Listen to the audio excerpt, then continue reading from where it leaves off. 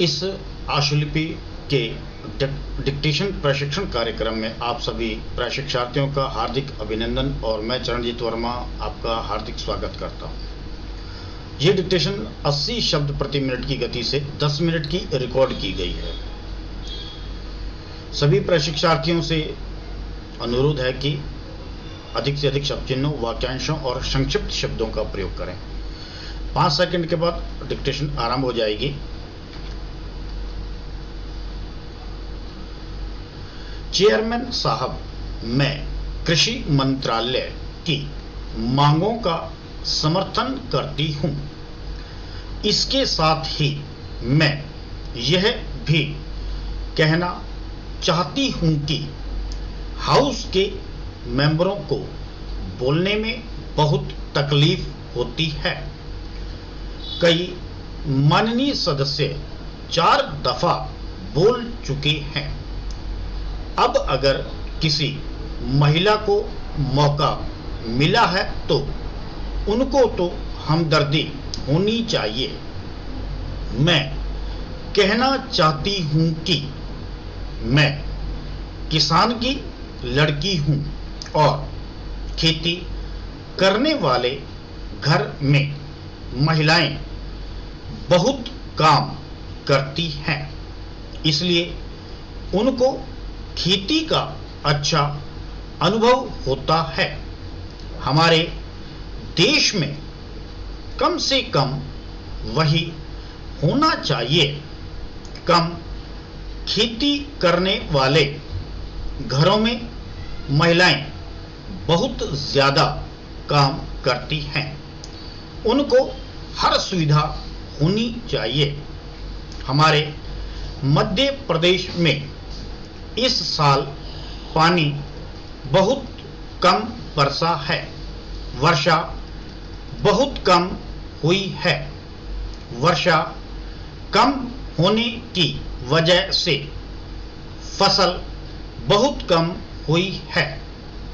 इसलिए मेरी प्रार्थना है कि किसानों का इस साल का लगान माफ कर दिया जाना चाहिए।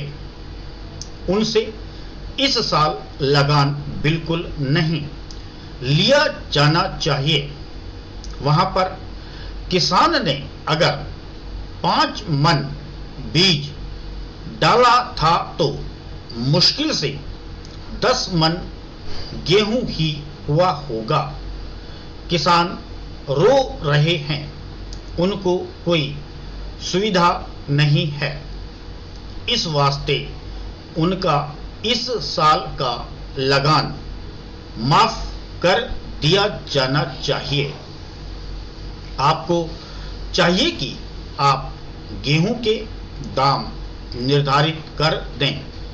किसान के खलिहान में जब गल्ला आता है और उसको जब वह बाजार में ले जाता है तो वहां पर व्यापारी लोग उसको कम दाम में खरीद लेते हैं और खरीद करके अपने घर भर लेते हैं। बाद में जब जनवरी फरवरी का महीना आता है उस समय उसको दुगुने या उससे भी अधिक दामों पर बेचते हैं। जनवरी फरवरी से पहले वे गल्ला घरों से निकालते ही नहीं हैं। किसानों को व्यापारी लोग कम दाम देकर चूसते हैं। किसानों के घर में कुछ नहीं बचता है। इस वास्ते हमारे कृषि मंत्री जी को सोचना चाहिए कि फसल आने के पहले वह दाम निर्धारित कर दें। फरवरी मार्च में दाम निर्धारित कर दें ताकि किसान का गल्ला कम दाम में न बिकने पाए। अन्न की समस्या आज बहुत विकट है। आज लोगों को बहुत कष्टों का सामना करना पड़ रहा है। जब कामराज साहब वहां गए थे तो मैं भी वहां गई थी।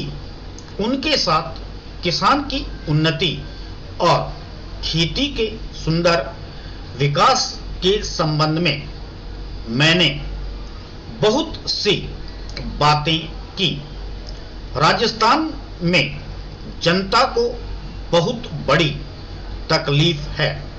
वहां सूखा पड़ा हुआ है, मवेशी मर रहे हैं। ऐसे जो स्थान हैं वहां आपको कदम उठाने चाहिए। वहां लोगों को तथा मवेशियों को खाने के लिए देना चाहिए, उनकी मदद करनी चाहिए।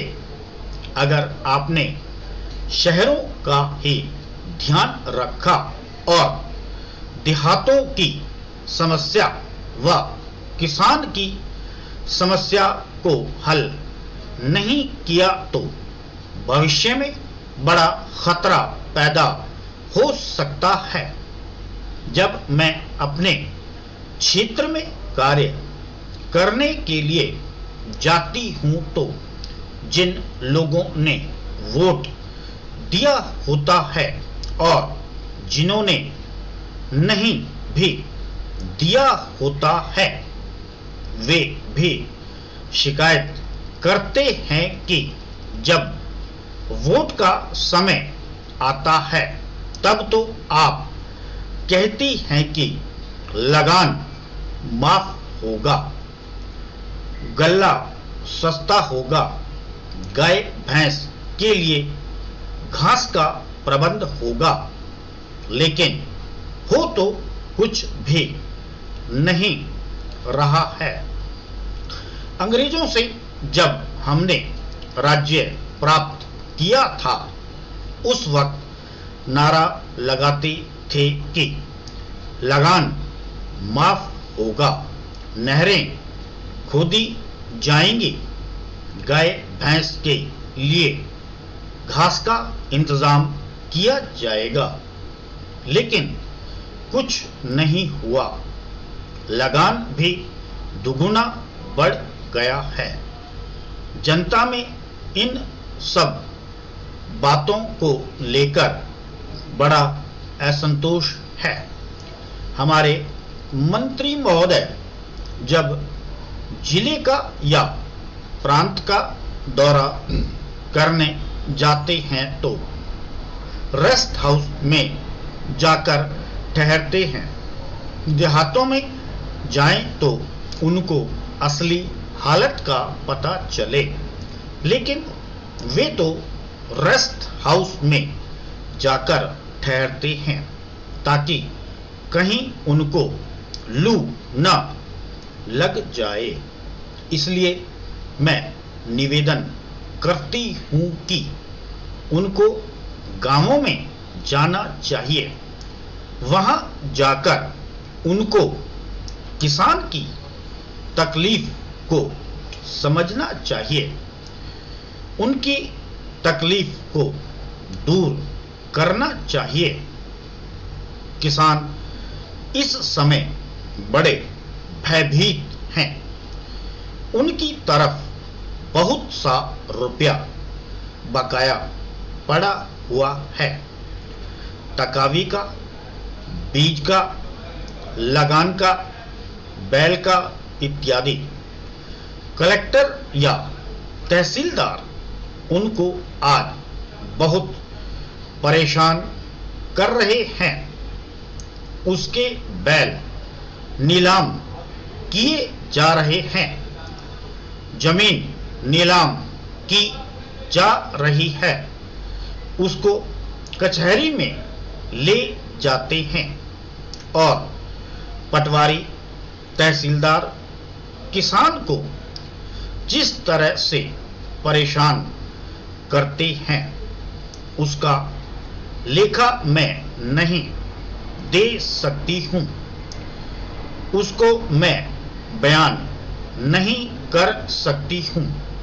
आज भ्रष्टाचार का ही बोलबाला है। जब तक 100 रुपया या 50 रुपया या 25 रुपया लेखपाल को या पटवारी को न मिले, तब तक खाते में से नंबर वे लोग नहीं निकालते हैं।